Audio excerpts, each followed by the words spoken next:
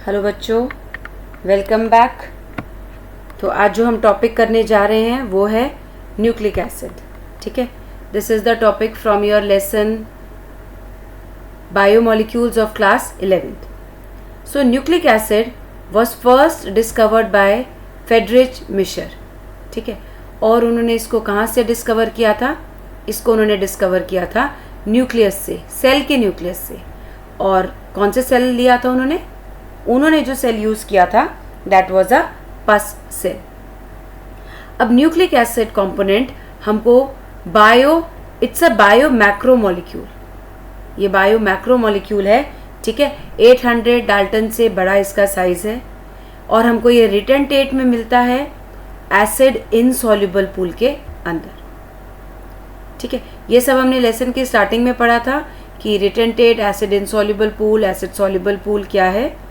ठीक है, जो न्यूक्लिक एसिड है वो आपका रिटेंटेट में और एसिड इनसॉल्युबल पूल में पाया जाता है and that is a bio macro molecule. Nucleic acid is a polymer of nucleotide, यानी कि बहुत सारे न्यूक्लियोटाइड जब ज्वाइन हो जाते हैं तो वो फॉर्म करते हैं आपका न्यूक्लिक एसिड। सो न्यूक्लिक एसिड जो है वो पॉलीमर है न्यूक्लियोटाइड का, और न्यूक्लियोटाइड क्या है? वो मोनोमर है न्यूक्लिक एसिड का। तो ये मोनोमर है और nucleic acid is a polymer. ये हेट्रोपॉलीमर है, मीन्स सारे के सारे न्यूक्लियोटाइड सेम नहीं है। There are different types of nucleotides और उन सबको ज्वाइन करने से आपका बनता है न्यूक्लिक एसिड। यहाँ तक हमको मालूम है कि न्यूक्लिक एसिड जो है वो दो तरह के हैं, that is DNA and RNA. DNA deoxyribonucleic acid and RNA is ribonucleic acid. ये सारी बेसिक इन्फॉर्मेशन है। ठीक है, अब यहाँ से हम थोड़ा जो लेसन का मेन कंटेंट है वो स्टार्ट करेंगे कि what is a nucleotide. Nucleotide जो कि न्यूक्लिक एसिड का मोनोमर है वो क्या है? न्यूक्लियोटाइड्स के जो मोनोमर्स हैं वो जब एक दूसरे के साथ ज्वाइन हो जाते हैं तब वो न्यूक्लिक एसिड फॉर्म करते हैं। लेकिन एक्चुअली में न्यूक्लियोटाइड क्या है? Nucleotide is made up of 3 parts, sugar, second is nitrogenous base and third is phosphate group. यहाँ पर जब शुगर और नाइट्रोजनस बेस जुड़ जाते हैं तो इन दो के कॉम्बिनेशन को हम बोलते हैं न्यूक्लियोसाइड। ठीक है, तो हम क्या कह सकते हैं? न्यूक्लियोटाइड क्या है? Nucleoside plus phosphate group. जब न्यूक्लियोसाइड के साथ फॉस्फेट ग्रुप लग जाता है तो वो न्यूक्लियोटाइड है। ठीक है, अभी पहले हम ये तीनों चीज़ें समझेंगे कि शुगर कैसी है, नाइट्रोजनस बेस क्या है और फॉस्फेट ग्रुप क्या है। उसके बाद हम बनाना सीखेंगे कि न्यूक्लियोटाइड कैसे बनाएंगे और न्यूक्लियोसाइड कैसे बनाएंगे। तो जो फर्स्ट टॉपिक हम करने जा रहे हैं that is about sugar. Sugar जो न्यूक्लिक एसिड की है, जो एक चीज़ कॉमन है दैट इज ये एक 5 कार्बन का रिंग है, that means it is a pentose sugar. और ये एल्डोज है। एल्डोज मीन्स इसके पास एक एल्डिहाइड ग्रुप है। अब शुगर 2 टाइप्स ऑफ शुगर है, एक आपकी राइबोज शुगर है और दूसरी जो शुगर है आपकी वो है आपकी deoxy ribose sugar. Nucleic acid में पाए जाने वाली 2 शुगर्स हैं, एक है आपकी राइबोज और दूसरी है आपकी डीऑक्सी राइबोज। ठीक है, तो अब हम एक एक करके इन दोनों की स्टडी करते हैं कि क्या है राइबोज शुगर और क्या है deoxy ribose sugar. Ribose sugar is found in RNA, ये आरएनए में मिलती है, और डीऑक्सी राइबोज शुगर जो आपकी है वो डीएनए में मिलती है। ठीक है, इनके जो स्ट्रक्चरल फॉर्मूला है वो कुछ ऐसा है। देखिए, एक तो पहले नाम से समझेंगे, राइबोज एंड डीऑक्सी राइबोज। यहाँ पर एक इतना वर्ड आपका एक्स्ट्रा है, डीऑक्सी राइबोज मीन्स इसके पास एक ऑक्सीजन कम है। It has 1 less oxygen than ribose.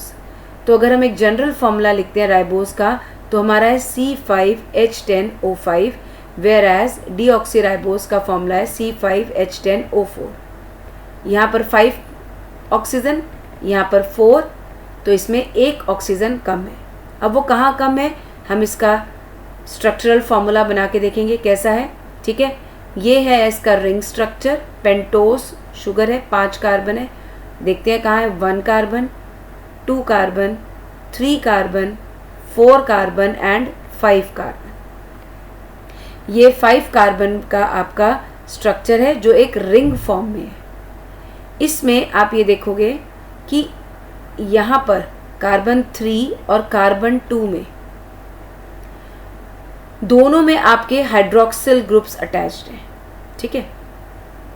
अब ये दोनों शुगर्स हैं, अगर आपको शुगर की डेफिनेशन याद है तो it's a poly hydroxy aldehyde और कीटोन। अब इसमें पॉली हाइड्रोक्सी और ये क्या है हमारा एल्डिहाइड ग्रुप है इसमें, ठीक है। अब यहाँ पर जो राइबोस को डीऑक्सी राइबोस से डिफरेंशिएट करती है, that is the presence of this OH जो सेकंड कार्बन पे लगा हुआ है। इसकी जो स्ट्रक्चर है वो आपका राइबोस और डीऑक्सी राइबोस में डिफरेंट है। यहाँ पर आप देखिए इसको, जो राइबोस शुगर है उसमें सेकंड कार्बन पर हाइड्रोक्सिल ग्रुप लगा है, जबकि जो आपकी डीऑक्सी राइबोस है वहाँ पर सेकंड कार्बन में से O ग्रुप नहीं है। तो हम इसको ये भी कह सकते हैं इट इज़ 2' डीऑक्सी राइबोस, 2' पर डीऑक्सी है, ठीक है। सो ये दोनों स्ट्रक्चर आई होप आपको क्लियर हो गए कि राइबोस शुगर क्या है और डीऑक्सी राइबोस शुगर क्या है। राइबोस शुगर आपको RNA में मिलेगी और डीऑक्सी राइबोस शुगर आपको DNA में मिलेगी। तो this was one of the structure sugar. Sugar के बाद हमको 2 चीज़ें और स्टडी करनी है, नाइट्रोजनस बेसिस और फॉस्फेट ग्रुप। तो पहले हम इंडिविजुअली चीज़ों को स्टडी कर लें, जैसे इंग्रेडिएंट्स हमें मालूम होने चाहिए क्या है, तभी हम एक अच्छी सी डिश बना सकते हैं। तो सिमिलरली हमको इनके इंग्रेडिएंट्स मालूम होने चाहिए न्यूक्लिक एसिड के, कौन से इंग्रेडिएंट्स हैं। तो शुगर के बाद हमारा जो नेक्स्ट टॉपिक है that is nitrogenous base. Nitrogenous base एक हेट्रोसाइक्लिक रिंग है। हेट्रोसाइक्लिक मतलब इसमें कार्बन के अलावा कुछ और भी प्रेजेंट है, और क्या प्रेजेंट है, नाइट्रोजन। तभी हम इसको नाइट्रोजनस बेस कहते हैं, क्योंकि इसमें कार्बन के साथ नाइट्रोजन भी प्रेजेंट है। Now nitrogenous bases are of 2 types, one is purine and one is pyrimidine. ये दोनों जो नाइट्रोजनस बेसेस हैं they are in the form of ring. अभी हमने यहाँ करा, ये हेट्रोसाइक्लिक रिंग है, तो यहाँ से इनका रिंग स्ट्रक्चर थोड़ा देखते हैं। ये रिंग स्ट्रक्चर जो है इसका आप देख रहे हो, प्यूरीन एक डबल रिंग स्ट्रक्चर है और पिरामिडीन एक सिंगल रिंग स्ट्रक्चर है।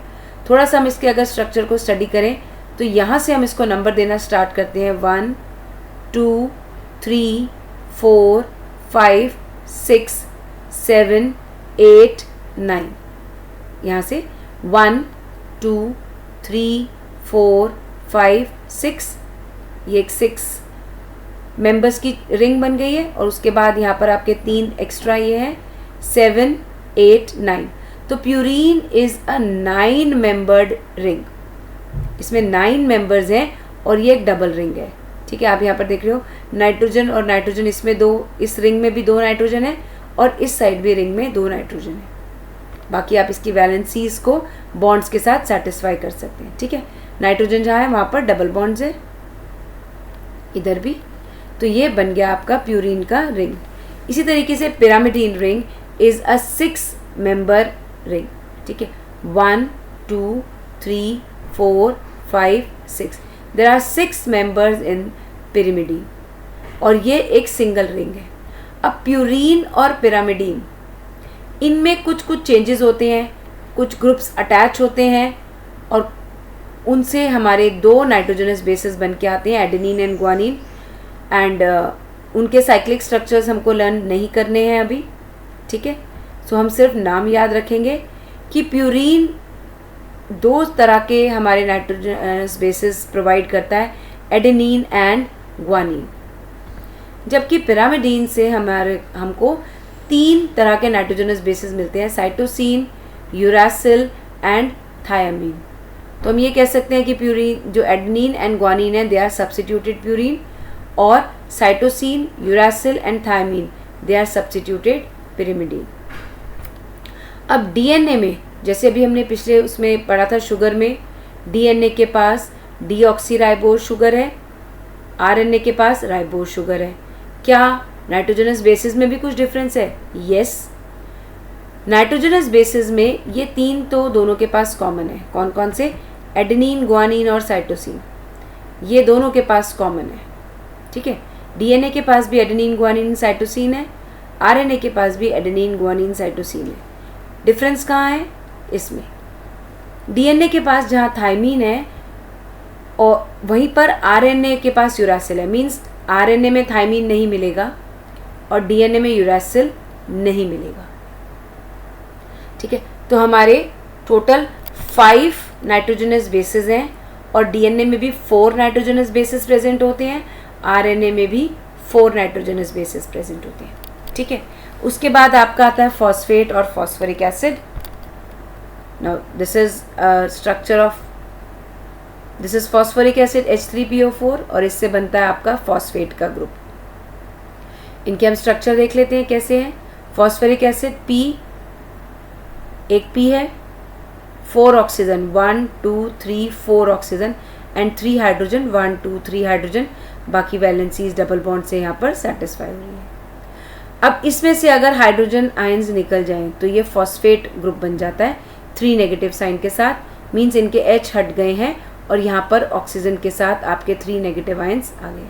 तो we are done with phosphate groups also.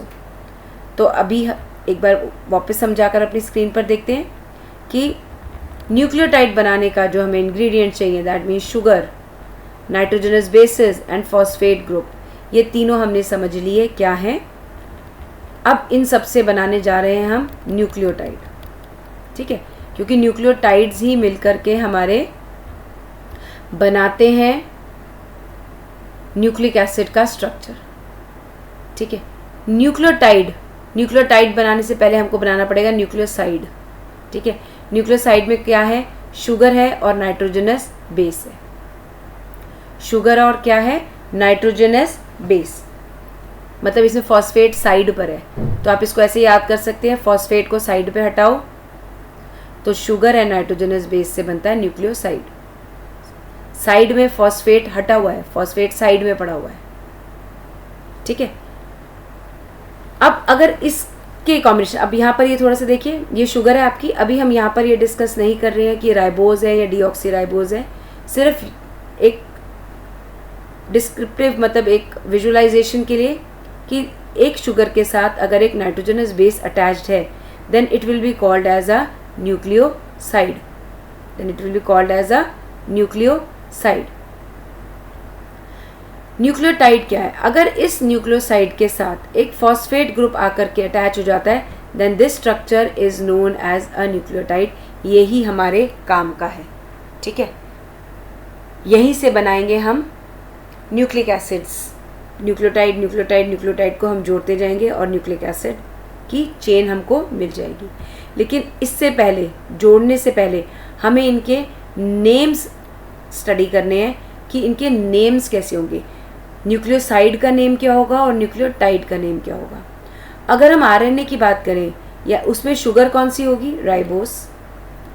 उसके पास ये 4 नाइट्रोजनस बेसेस हैं, adenine, guanine, cytosine and uracil, जिसमें एडेनिन और ग्वानिन हमने कहा प्यूरिन है और साइटोसिन और यूरासिल आपके पिरामिडीन है। अब अगर शुगर और नाइट्रोजनस बेस एडेनिन जुड़ता है तो हमारा जो न्यूक्लियोसाइड बनेगा उसका नाम होगा एडिनोसिन। अगर ग्वानिन के साथ राइबोस शुगर अटैच होगा तो हमारा इसका नाम बनेगा ग्वानोसिन। अगर साइटोसिन के साथ राइबोस शुगर जुड़ेगा तो इसका नाम होगा साइटिडीन। सिमिलरली अगर यूरासिल के साथ राइबोस शुगर अटैच है तो उसका नाम होगा यूरिडीन। अब यहाँ पर आप देख रहे हैं कि ये कुछ अंडरलाइन किया मैंने, सीन। अब ये सीन वर्ड आपको मतलब कंफ्यूजन ना हो इसलिए आपको याद रखना है कि अगर ये प्यूरिन है तो प्यूरिन का जो INE है वो यहाँ पर लगा देंगे। एडेनिन, एडिनोसिन, ग्वानिन से बनेगा ग्वानोसिन। ऐसे ही साइटोसिन तो ऑलरेडी साइटोसिन है, उसको साइटोसिन सीन नहीं कर लेंगे। साइटोसिन ये पिरामिडीन है, cytosine is a type of pyrimidine. तो जब ये शुगर के साथ ज्वाइन होगी तो इसका नाम होगा साइटिडीन। ऐसे ही यूरासिल जो कि एक पिरामिडीन है, ये राइबोस के साथ ज्वाइन होगा तो इसका नाम हो जाएगा यूरिडीन। आई होप कि आपको नॉमेनक्लेचर न्यूक्लियोसाइड का समझ में आ गया कि कैसे हम राइबोस के न्यूक्लियोसाइड्स का नाम रखते हैं। ठीक है, अगर हम अब न्यूक्लियोटाइड का नाम रखें, मतलब अब इस न्यूक्लियोसाइड के साथ फॉस्फेट ग्रुप अटैच हो गया, एक फॉस्फेट ग्रुप अटैच हो रहा है, ठीक है, तो हम उसका नाम रख देंगे एडिनोसिन, जो एडिनोसिन यहीं पर है, मोनोफॉस्फेट। अगर 2 फॉस्फेट ग्रुप अटैच हो रहे हैं तो adenosine diphosphate. 3 phosphate group attach हो रहे हैं तो हम इसको नाम लिख सकते हैं एडिनोसिन ट्राइफॉस्फेट, यानी कि एटीपी जो आपने पढ़ा था। ठीक है, इसी तरीके से अगर ग्वानोसिन के साथ फॉस्फेट ग्रुप अटैच होता है तो हम इसका नाम रखते हैं guanosine monophosphate, guanosine diphosphate, GTP, GTP. ठीक है, तो थर्ड आपका अगर 3 फॉस्फेट ग्रुप अटैच है तो हम कहेंगे ग्वानोसिन ट्राइफॉस्फेट। साइटिडीन के साथ अगर हमारा फॉस्फेट ग्रुप अटैच होता है तो हम बोलते हैं साइटिडीन मोनोफॉस्फेट। यूरिडीन के साथ अगर फॉस्फेट ग्रुप अटैच होता है तो हम बोलते हैं यूरिडीन मोनोफॉस्फेट। आई होप आपको राइबोस शुगर के नॉमेनक्लेचर क्लियर हुआ है। Moving on to DNA. DNA में क्या होगा? डीएनए में 2 चीज़ें चेंज होंगी। एक तो शुगर का नाम चेंज हो जाएगा, शुगर इज़ डीऑक्सीराइबोस, और यहाँ पर यूरासिल के बदले थायमीन आ जाएगा। आरएनए में यूरासिल था, ठीक है, बाकी तीनों सेम है, एडेनिन, ग्वानिन, साइटोसिन। आरएनए में यूरासिल और डीएनए में थायमीन। तो इन सब के साथ जो वर्ड एक एक्स्ट्रा अटैच हो जाएगा दैट इज डीऑक्सी। ठीक है, डीऑक्सी।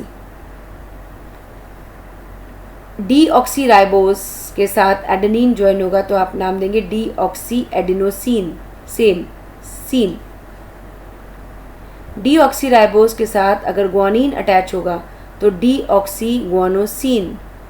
क्यों? क्योंकि ये दोनों जो हैं ये आपके हैं प्यूरीन्स। साइटोसिन के साथ अगर डीऑक्सीराइबोस अटैच होगा तो हम कहेंगे डीऑक्सी साइटिडीन। ठीक है, डीन, क्योंकि ये क्या है? These are the pyrimidines. Similarly अगर डीऑक्सीराइबोस के साथ थायमीन ज्वाइन होगा तो हम कहेंगे डीऑक्सी थायमिडीन। क्लियर? अब ये हमारे बन गए न्यूक्लियोसाइड। अब हम बात करेंगे न्यूक्लियोटाइड की। सेम तरीके से इनका भी नेम जाएगा। अब इसमें हमने फॉस्फेट ग्रुप अटैच करना है तो डीऑक्सी एडिनोसिन के साथ आएगा डीऑक्सी एडिनोसिन मोनोफॉस्फेट। वैसे ही डाइफॉस्फेट अगर 2 फॉस्फेट है, ट्राइफॉस्फेट अगर 3 फॉस्फेट है। इनके शॉर्ट फॉर्म लिखने में हमें इससे साथ में एक स्मॉल लेटर्स में डी लगाना पड़ता है, D AMP, D GMP, D CMP and D TMP. अब deoxy guanosine is deoxy guanosine monophosphate, जब एक फॉस्फेट अटैच होगा इसके साथ। इसी तरीके से डीऑक्सी साइटिडीन के साथ अगर एक फॉस्फेट अटैच होगा then we are going to name it as deoxy cytidine monophosphate. If deoxy thymidine के साथ एक फॉस्फेट अटैच्ड है तो then we are going to call it as deoxy thymidine monophosphate. So यहाँ से हमारी नेमिंग हो गई ख़त्म। अब हम चलते हैं एक्चुअली न्यूक्लियोटाइड्स बनाने में। ठीक है, अब जब हम ये न्यूक्लियोटाइड बनाएंगे, ठीक है, तो ये न्यूक्लियोटाइड में कौन कौन सी लिंकेजेस होंगी हम ये देखेंगे। जो शुगर, ये हमारा शुगर है और ये हमारा नाइट्रोजनस बेस है। जब शुगर के साथ नाइट्रोजनस बेस ज्वाइन हो जाएगा तो हम कहेंगे कि वो बन गया है न्यूक्लियोसाइड। ये न्यूक्लियोसाइड जब शुगर के साथ नाइट्रोजनस बेस ज्वाइन करता है तो ये जो आपका बॉन्ड फॉर्म होता है ये है आपका ग्लाइकोसिडिक बॉन्ड। ठीक है, ये कौन सा बॉन्ड है आपका? ग्लाइकोसिडिक। आई नो कि it's getting dirty to write here। ठीक है, दिस इज ग्लाइकोसिडिक बॉन्ड। तो ये बन गया आपका, अगर हमने इस पोर्शन को अभी नहीं देखें, यहाँ से अगर हम इसको भी छोड़ दें, ठीक है, एक मिनट बच्चे, I am sorry for that. अगर हम सिर्फ इतने स्ट्रक्चर को देखें कि शुगर के साथ आपका नाइट्रोजनस बेस कंबाइन हो गया, ये डबल रिंग बनाई है मैंने, ठीक है, this is a double ring structure of pyramid. This is a double ring structure of purine. Purine में स्मॉलर रिंग के साथ शुगर अटैच होती है, जो बिगर रिंग है वो बाहर की साइड रहता है, ठीक है। तो ये जो रिप्रेजेंटेशन है, this is a purine with sugar, ठीक है। नाम बड़ा तो स्ट्रक्चर छोटा, नाम छोटा तो स्ट्रक्चर बड़ा। इसका नाम प्यूरिन, छोटा है नाम है, लेकिन इसका स्ट्रक्चर बड़ा है। इसके पास 2 रिंग है और 2 जो टोटल रिंग में मेंबर्स हैं वो 9 मेंबर्स हैं, ठीक है। तो this structure is your nucleoside. अब इस न्यूक्लियोसाइड के साथ हम जोड़ेंगे फॉस्फेट ग्रुप को, ठीक है। Let me clear this out. अब ये शुगर, नाइट्रोजनस बेस, और ये अब आपका जुड़ रहा है फॉस्फेट। अब ये फॉस्फेट कैसे जुड़ेगा? ये फॉस्फोरिक एसिड, ये इसका एसिड है और यहाँ पर ये आपका अल्कोहलिक पार्ट है, ठीक है। OH है, अल्कोहल है, ये एसिड है। Now this alcohol and acid जब ये कंबाइन होते हैं तो ये फॉर्म करते हैं ईस्टर, और यहाँ पर जो ये बॉन्ड होगा ये ईस्टर होगा। अब इसमें क्या है, OH फॉस्फेट ग्रुप से आएगा, H आपका न्यूक्लियोटाइड यानी शुगर से आएगा, और ये वाटर को रिमूव करके इसके साथ एक लिंक्ड बॉन्ड फॉर्म कर देगा। This bond is called phospho ester bond. तो अब हमारा क्या हो गया, ये हमारा शुगर है, ये नाइट्रोजनस बेस है, ठीक है, और इधर हमारा लग गया ये फॉस्फेट का ग्रुप। तो तीनों चीज़ें लग गई हमारी, ठीक है। क्या क्या चीज़ें लग गई हमारी, कि हमारा sugar, nitrogenous base, and this is phosphate attached to this sugar molecule. Now this structure is known as nucleotide, ठीक है। ये मैं इसको थोड़ा सा ये क्लियर कर देती हूँ यहाँ से, so that you can easily see the bonds also. अब इसके अगर हम बॉन्ड्स के बारे में स्टडी करें तो शुगर, नाइट्रोजनस बेस के साथ शुगर कंबाइन होती है N ग्लाइकोसिडिक बॉन्ड के साथ, और शुगर के साथ जो फॉस्फेट ग्रुप अटैच होता है दैट इज़ फॉस्फो ईस्टर। यहाँ पर हम इतना बड़ा बार बार नहीं लिखते हैं, विच इज़ अंडरस्टूड। यहाँ से थोड़ा सा टर्न कर देते हैं जो कि अंडरस्टूड हो जाता है। यहाँ पर कार्बन है, कार्बन से बेंड हुआ और ये आगे आके आपका फॉस्फेट ग्रुप अटैच हो गया। This bond is known as phosphoester bond. अब यहाँ पर तैयारी हो गई आपकी, एक न्यूक्लियोटाइड आपका बन गया, तो यानी कि आपका एक मोनोमर बन गया। अब इन न्यूक्लियोटाइड्स को हम ज्वाइन करते चले जाएंगे and we will get a nucleic acid. अब ये कैसे हम ज्वाइन करेंगे, चलिए पहले हम एक डाई न्यूक्लियोटाइड बनाकर देखते हैं।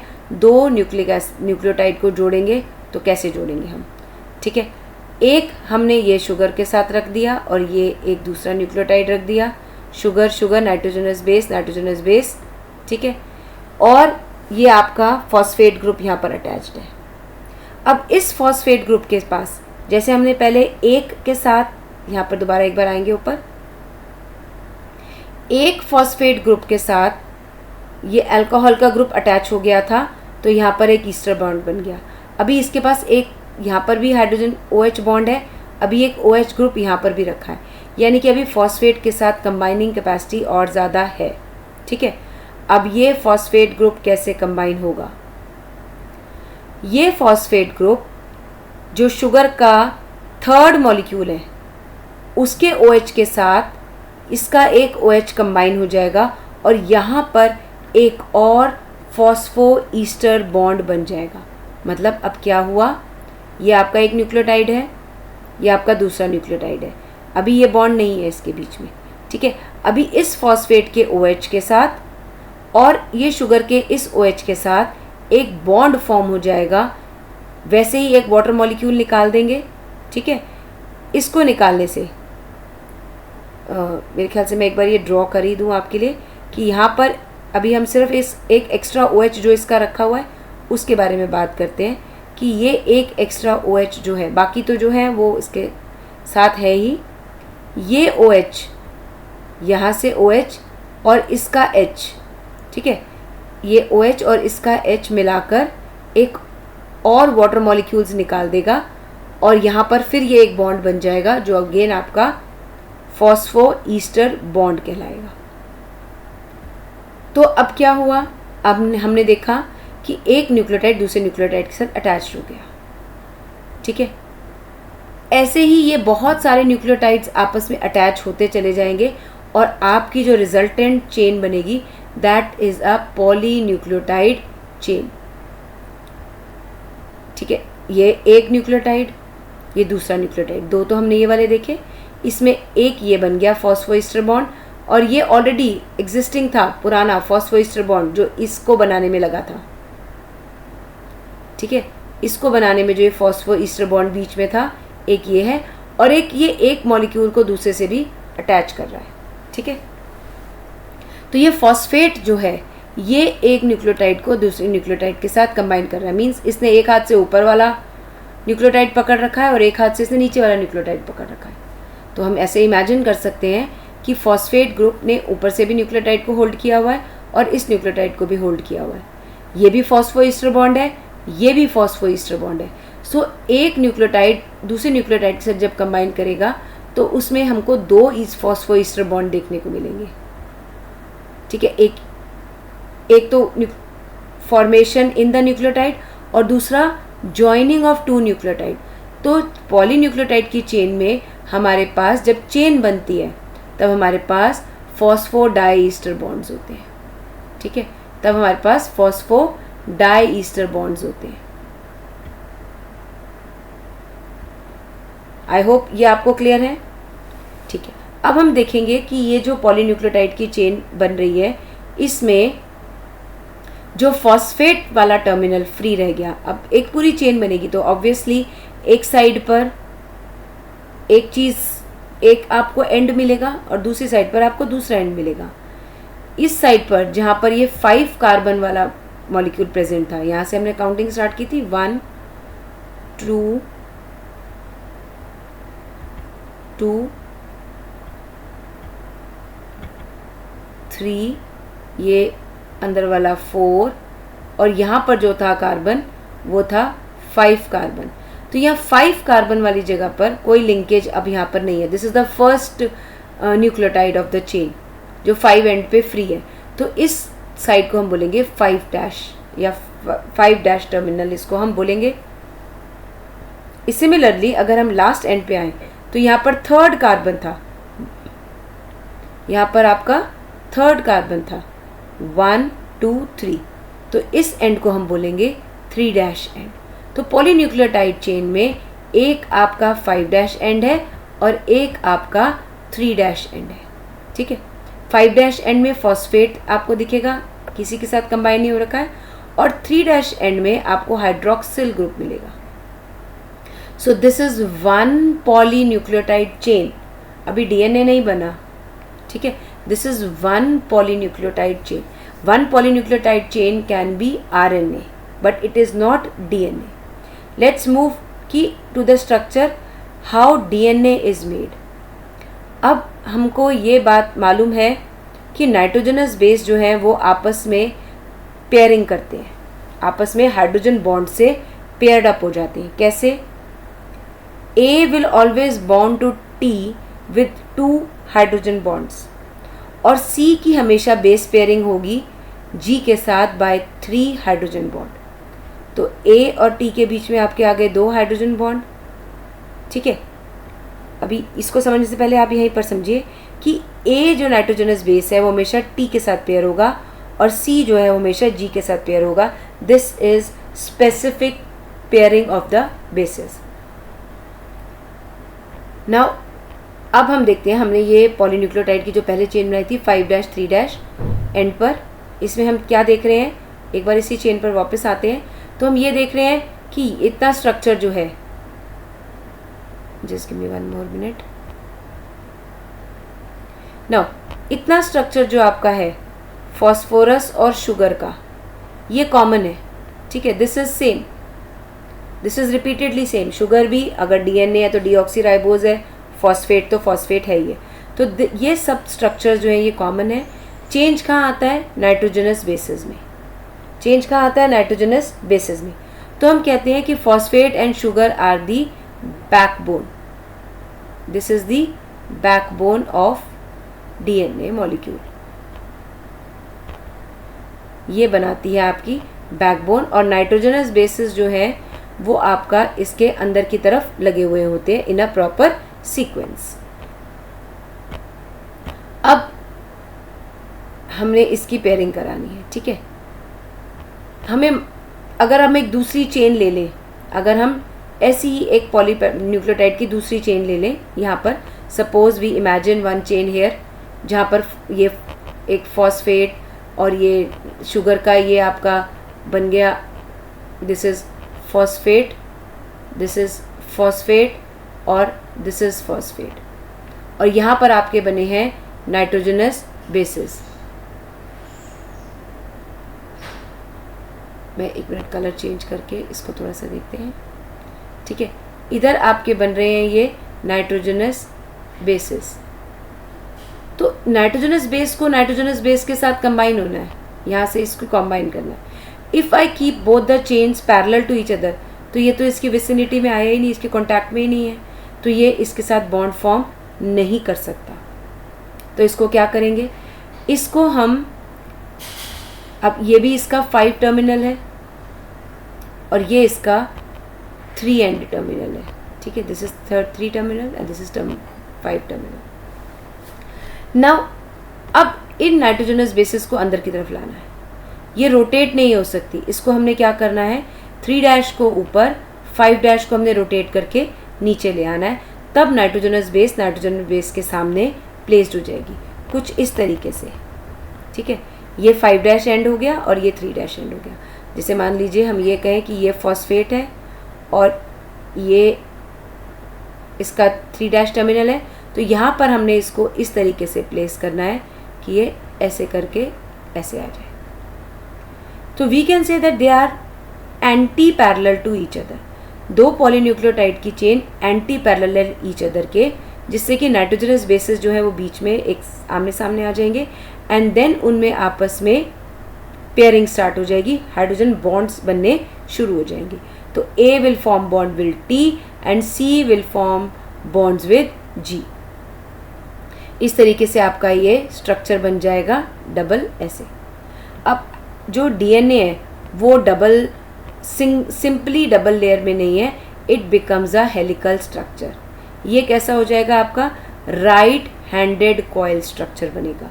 और इस तरीके के जो डीएनए हमारे अंदर प्रेजेंट है, मोस्ट ऑफ द ऑर्गेनिज्म में प्रेजेंट है, that is a B type DNA, ठीक है. इसको 2 सेकेंडरी स्ट्रक्चर भी बोलते हैं या 2 डिग्री स्ट्रक्चर भी बोलते हैं.